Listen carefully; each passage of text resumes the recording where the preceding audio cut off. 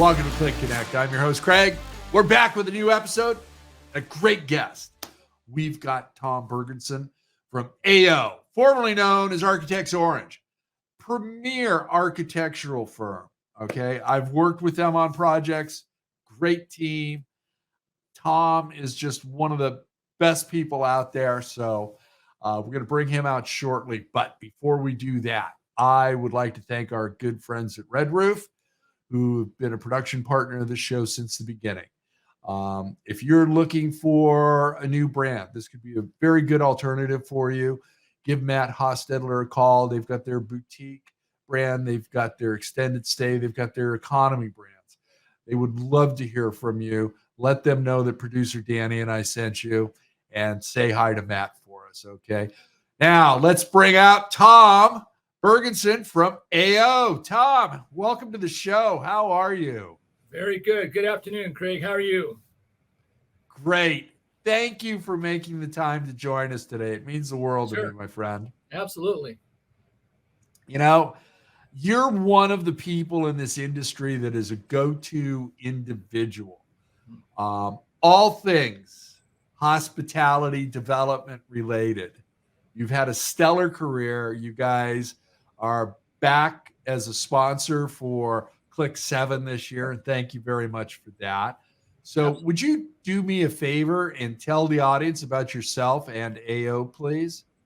Sure. I'm a partner here at AO. AO is a full-service architectural firm that's been in business for 50 years. We're actually going to celebrate our 50th anniversary next year, so many of you will be invited to various celebrations that we're going to have. But we serve clients all over the United States. We're licensed in every state. We do international work as well. And I'm one of two partners, along with Bruce Greenfield, that heads up our hospitality studio that we started about 10 years ago. And now we've got about 35, 36 architects that are focused on nothing but hotels and mixed use uses that go with the hotels. So we've got a lot of projects on the board. Things are very busy. We're excited about what's going on, and just rolling with the punches with what comes our way. There we go. I love it. And I highly recommend AO. Like I said, I've worked with them in the past. They did a superb job on a hotel that we actually shut down and renovated in the Anaheim resort area. And we shut it down in January and reopened late August, as I recall. And everything had been touched.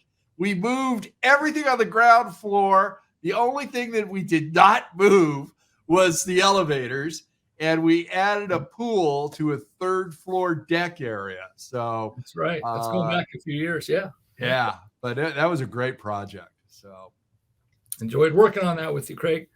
Thank you. So Tom, you're my go-to guy for all things hotel entitlements. Yeah. You know, you're working on, and you've had one that has been a career child, I think. Which one? And you had so many things to do: Coastal Commission, county, city, fish and game, all kinds of things. Multiple hotel enhanced development. Tell us about the entitlement world out there today, because it seems to never stop changing. But I think there's been a lot of radical changes since January of this year. And if you want to talk about California and a few other states on that, please feel free. Sure. Well, what we're finding is California consistently remains the hardest state to entitle projects, whether it's a hotel project or any type of development that you're pursuing. In the 70s, they passed a bill, the CEQA bill in 1973, that basically was to try to regulate the environmental analysis of an impact of a project. And although it was a great intent, many NIMBYs and anti-development groups have used it as a methodology to delay or kill projects. And so it's amazing how politically entangled projects are when you're trying to pursue a development, and it really hurts your overhead and your bottom line as far as how fast you can deliver a hotel, since we're talking about hotels. But what we're finding is that the the regulatory agencies don't always get along. So if you have a project that has input that's required from various federal, state, and county, city agencies, they don't usually get along. And so we find ourselves trying to help them help us to help our client to get his project developed. And an EIR in the old days would take 8 to 12 months. Now it's taking 12 to 18, sometimes 24 months. When you have agencies like the Coastal Commission, we've got projects that we've been working on for 14 years. If they're adjacent to the ocean or a water feeding body to the ocean. So it becomes a political axe for some projects. But just the simplest projects, even if it's not an EIR, it goes through a mitigated negative deck or some other type of environmental analysis. It takes months to get these things approved. And what we're finding is a lot of the city staff or the lead agencies, the governing agencies, are understaffed. And they're struggling to keep the pace of what is required by the bylaws of CEQA. And in addition to the discretionary permits that you're required to pursue before you even go pursue your building permits. So yeah, it's we have a whole team that focuses on that, and we like to try to cut through and streamline the process the best we can. Figure out a way to expedite it is what our goal is. And you do that on a regular basis. Now, I think I know the answer to this. You multi-track things through agencies all at the same time. You have to. Correct. So it's like you're the point person and you're dealing with everybody. And yeah, some of those agencies just don't want to talk to one another. Right. Now, is there any political will to update, modify CEQA at all? Yeah, there's been several groups that have tried and are currently trying to streamline the process. Because there's a housing shortage in the state of California, they're figuring out ways to do that for multifamily and low-income projects. So they figured out a way to do it for those type of developments, but it's still lagging behind with any other type of commercial development, hotels or shopping centers or, hospitals, those types of things. Yeah. And what we try to do, Craig, is we try to evaluate the risk involved. And so if there's a certain timeline to process a certain amount of actions with these governing agencies, what can be done concurrently and Right. what risk can you take so that you stack these things up? So instead of a prolonged, if you stack it up, a project might be 18, 20 months to get your building permit. Can we, take a little bit of risk and cut that down to under a year? So it's all about speed to market, right? Right. Sitting on that land, you have that debt on it. So let's get something to start producing some income. So that's what we try to do, figure out the best way to get that process compressed and what we call concurrent processing. And, like cities like Anaheim, you've got to get the health department involved too, especially food and beverage and a pool, Yeah. that could possibly be another delay there if they're behind it. I think we all know that every governmental agency that we have to deal with is understaffed. Okay. So, but you've fought the good fight. You've got the permit in hand. Construction. Yeah. You're there. What is that like now? We've had every imaginable price increase on everything that you need to build the hotel and everything for the finishes of the hotel. Right. So what's construction like right now? It's very complex. The construction prices have actually come down a few percentages. A lot of clients would like to think it's in double digits, but it's still around 5% is what I would say. But the biggest complexity with construction is your deliverables. And so there's, your switchgear and your electrical equipment that's taking sometimes 14 months to deliver. Elevators can be backlogged 8 to 14 months, depending on the type and number of elevators you have for your projects. So it's really where some of our projects that we don't even have building permits on, we're ordering switchgear and electrical equipment and elevators just so that it doesn't delay the construction once we get those permits. So the construction costs we actually see, and they might be coming down even more in the next 6 months to a year. But again, it's just a percentage here and there. But it's really about the timing, how to stack your schedule up so that you're not delayed. So you have a project that's ready to go, except for you have one piece of switchgear that hasn't come over from China yet, or some manufacturer, and you're sitting on a beautiful building for 3 or 4 months. That could be, 150 keys just sitting there empty. Let's get them filled up and get that ADR going. So we try to really stack up things when we look at what are the long lead times with your construction materials. Yeah. Now you have to, and I know we hear that from procurement all the time for drapes and carpeting and everything else, all the FF&E pieces. GCs, it seems like that number to me is shrinking for a qualified general contractor for a hotel or a hotel enhanced mixed use development. Am I right on that, or am I wrong? Well, I think there's still a large number of very qualified contractors that we're working with. There's probably a dozen that I could probably list off right now that I would say are highly qualified. What we're finding is the smaller contractors might be struggling with their backlog and maybe a little bit of instability, but it really just depends on the group that you have. And it's really about relationships. If you've built with them before, you know what you're going to get. So I think there's still some good consistency and reliable contractors to work with out there. That's good to hear, because I was really starting to get concerned about that, especially hurricanes in Florida, fires in Hawaii, and are people heading to other pastures to work. That's good to hear. For the first time that in many years, because this cycle is, other than the COVID hiccup, this cycle has been very long and unusual. But for the very first time in the last couple of months, we're hearing about subcontractors that are a little bit worried about their backlog. What's coming down the pipeline when they finish this project is which one of these are going to line up next, and that's getting a little bit thin.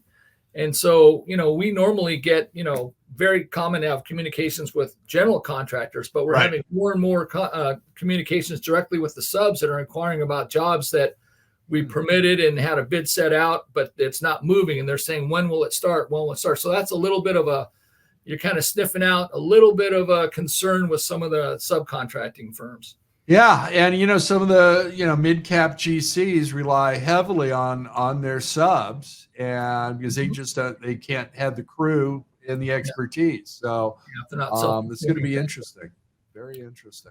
I think that the biggest issue that we're noticing on our front, and we've got many projects that are entitled, permitted, bid out, but and again, the construction prices have come down 5-6%, but it's the funding and securing the financing, and that world is more in line with you, but I kind of see it a little bit more secondhand. But we've got a handful of projects that aren't moving because what I'm told is interest rates, things aren't going to move until interest rates level off, and they keep bouncing around and obviously going up. Now I've got a couple of lenders that are still doing actually more than a couple that are still doing construction loans, but part of the problem is they're at 50, maybe 55% loan to cost, and you got to reach into your pocket and make up that shortfall and get your project moving. You're not going to see a dip in interest rates. And I'm saying this, and we're going into a national election year till we get closer to the election. Okay. Yeah. Just isn't going to happen. What we learned at the lodging conference wasn't that projection about late summer, early fall, that we might see things exactly level off and have some anyway. Yeah, and the economists has said exactly what I've been saying for months now. Markets do not like chaos, and chaos is coming. It comes every 4 years, okay? You need to take that into consideration. We're coming out of this COVID hiccup. We're going in. We've got a governing party that doesn't know how to govern, and now we're getting into an election year. So we've got this hat trick of chaos going on, plus pricing. Even though it's come down in some cases, that that unknown factor is lurking out there. So, how are supply chains? Are you seeing more on the FF&E side in particular being produced in Mexico, the Middle East, Europe, South America than China per se, who dominated for decades? Yeah, China dominated for like you said, decades, and recently we've seen more from Vietnam, Mexico, Turkey, and other countries in the Middle East. So it's kind of spread out a little bit, I guess you would say. A high percentage was coming out of China, but during COVID, that just really made a lot of people have to, pivot, and a lot of other countries have stepped up and kind of fill in the gaps there. But I think we're kind of getting through that. But boy, it was very tough in 21, 22. Those were talking about delays. Yeah, absolutely. And that was on everything. And, we're also coming up on Chinese New Year. And now is the time where you get in the queue and, have your position for when your stuff will start being manufactured after they get back from their holiday. So, and then you throw our holidays and, on top of that, it's just like, okay, here it comes. So, well, it's all about getting back to one of your earlier questions is you have to build that into your schedule and be proactive and understand what's coming and then account for it so that your schedule stacks up. So you just have a seamless, step one to another. You've got it all planned out. Absolutely.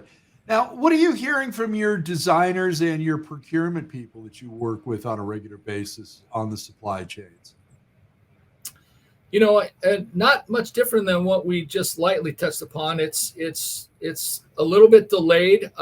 There's some concerns that they've expressed, but not to the magnitude that we're having with the, larger construction items like I was mentioning earlier with your switchgear and elevators and some other things. But it's something to definitely be aware of, and it's not as reliable. You just have to kind of build in a little bit of a contingency on your timing.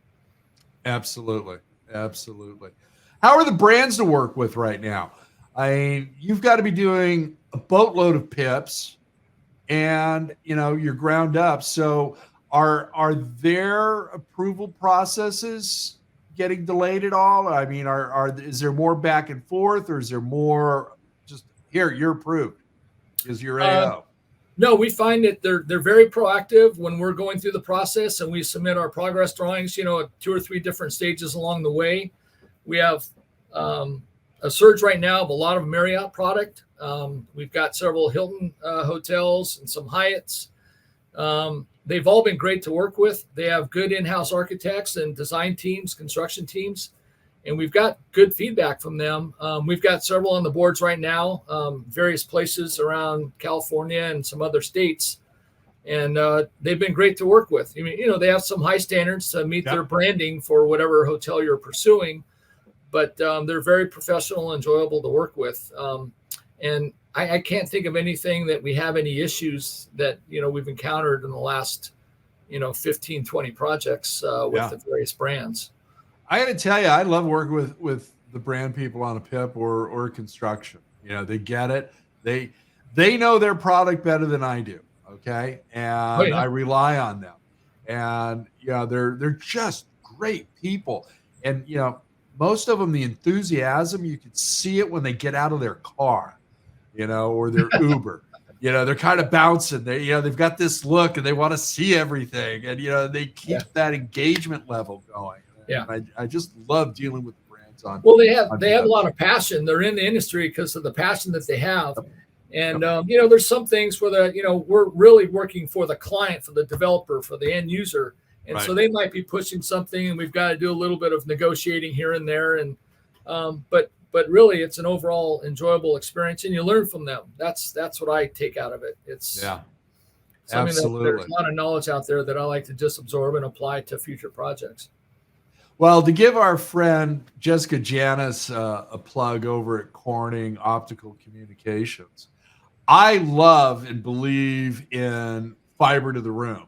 I hate all those soffits that are, filled with copper cables. It's just like, no, let's get rid of this. Go to fiber. Are you seeing fiber coming into more and more ground up developments?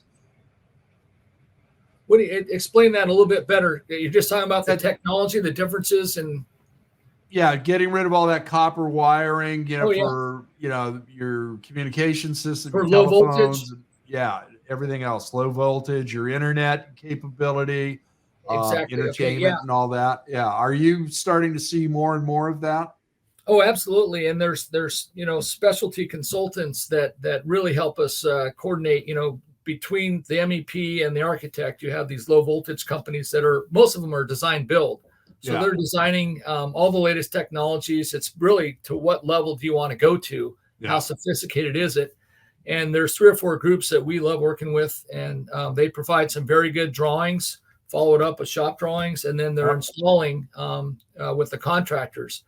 It's really become an important niche of what's happening, especially in today's world where everyone wants touch points, right? Yep. Yeah, no, I love it. And I got to, again, Jessica over at Corning, she was responsible for me being able to do a tour of it was now BMO Stadium, but it used to be the Bank of California Stadium where the LA Football Club plays. And they did fiber throughout the entire stadium. And if you're on Clear, that's tied to the POS for food and beverage. And now you can order your adult beverages and not have to go up and show an ID, because they can check that. And everything is on fiber in there. And it's just amazing, the connectivity in that stadium.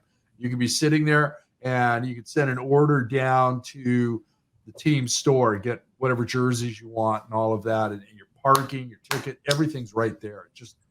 That's what sold me. Yeah. Yeah. And the convenience of that leads to revenue for our clients, right? Yep. I mean, that venue, the more options you have like that, it leads to just generating revenue. So that's why we see a lot of that being incorporated into a lot of our projects these days. But to your point, that makes it convenient as the customer as well, right? Yeah, that's it. It's all about convenience. It's the experience. Okay, my friend, last question before the lightning round. Hotel enhanced mixed use developments. Are you seeing more and more of them? And how is your MultiHotel project going? Because I know you guys have worked very, very hard with a great ownership group on that. Yeah, so I'll take the last question first. The Inns at Buena Vista Creek down in Oceanside, they are still trying to secure their financing. That project's about $180 to $190 million. And so there's still one more round of approval from the Coastal Commission, but they're trying to line up some equity partners, some debt equity, combination of things. They're really having to think outside the box. So that's where we are on that project. On our mixed use front, we're seeing that's just really to kind of re-urbanize downtown areas. We're seeing a higher percentage of mixed use projects with hotels. Not as much with office buildings right now because of that's, a lot of people working from home, but with the residential and the retail entertainment, that's definitely tied in. And whether it's vertical or horizontal, I'd say a higher percentage of our projects are mixed use each year. We're doing one that's actually 1,100 acres out in Palm Desert on the north side of the 10. And it's got 7 hotel pads or parcels and 1 million square feet of retail and 5 residential parcels. That's all tied in with that Acrisure Arena. Put in last year by the Lewicki brothers. That's a very successful project. And our client controls all that land between that arena and the golf course. And so we're building, we're going through a specific plan right now that should be approved. And that's going to have a lot of exciting opportunities for many hotel brands at different levels, whether it's a transient hotel on the freeway to a full luxury hotel on the golf course with some beautiful views and accommodations. You can walk to some bars and go see a hockey game or a concert. So we're excited about that. So that's more of a horizontal mixed use, but we have several that are just towers, and we're starting a project in Dallas that's got a restaurant and retail use on the bottom floors, and then 7 levels of hotel rooms above that. So more and more of those things. I love it. I think it's a great way to end up with a hotel asset, with very little or no debt. I just think there it's a tremendous opportunity is that hotel enhanced mixed use development. Okay, my friend, it's time for the lightning round. All right. Do I need a cup of coffee? No, you don't. But it's word association, just the first thing that pops into your head, and we'll move on to the next one, okay? You ready? Producer Dani's putting 2 minutes on the clock, starting now. Third-party reports. We're seeing more and more of those third-party reports for acoustical analysis, shop drawings for, construction, complicated geotechnical things. So am I supposed to give you a one-word answer or just a little statement? Just a one-word answer. Okay. I'll be better on the next one. Closings. Need more. Labor. Solid. Band, group, duo, or solo artist? What's your favorite? Bruce Springsteen. Nice. Favorite movie? Gladiator. Cable or streaming? Streaming. Number 1 bucket list item? Golf St. Andrews. Wow. Favorite sport? Favorite sport to play would be basketball, but because I'm getting older, it's got to be golf now. Okay. Best restaurant in Orange County? You got me on this at the CLIC conference. I don't know. There's many. I'm not a high level diner, so I don't know, Craig. Okay. I'm easy. We'll go on to the next one. Vacation hotel or all-inclusive resort? Vacation hotel. Nice. You did that with 23 seconds left. Stumbled out of the gate, but made it through. You did it. Way to go. All right, my friend. What one thing do you want the hotel community to know about AO? I would say that we've got a talented staff here, again, with Bruce, Henry, and I kind of leading the team. There's a lot of passionate and talented architects. Yeah. If you have some property or some type of vision that you have with the development, please reach out to us. We'd love to partner with you. We love collaborating with our clients at the very get-go, providing some yield studies and visioning concepts, imageries. We love working with the clients. That's what it's all about. It's exciting for us. Absolutely. And how can people get a hold of you, Tom?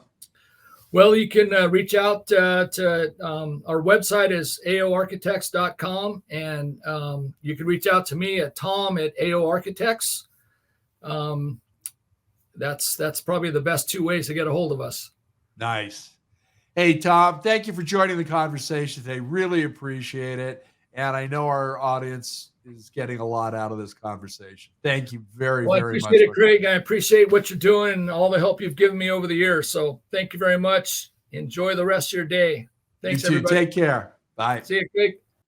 Thank you, our audience. That's the end of another episode. Great guest. I highly recommend AO. They're just absolutely wonderful people there. I've worked with them in the past, and they're just great. So give Tom a call or shoot him an email. They'd love to hear from you.